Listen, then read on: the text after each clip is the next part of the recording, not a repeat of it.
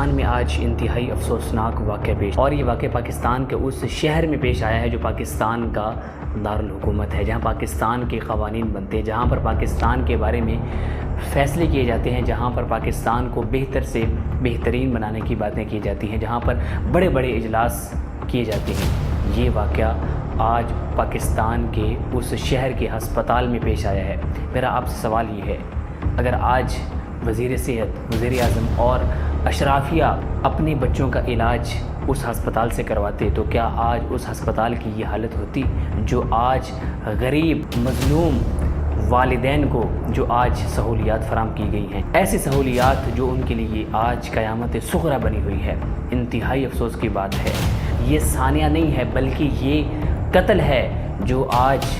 ان والدین کے سامنے ان کے بچوں کا کیا گیا ہے۔ ہمیں پاکستان سے نفرت نہیں بلکہ پاکستان کے اس کالے نظام سے نفرت ہے جو پاکستان میں آج وزیر اعظم، وزیر صحت اور اشرافیہ کے لیے اتنی سہولیات فراہم کی گئی ہیں، لیکن مظلوم غریبوں کے لیے، ان مظلوم والدین کے لیے، ان مظلوم بچوں کے لیے جو آج آگ کی نظر ہو گئے، ان کے لیے یہ سہولیات فراہم کی جاتی ہیں۔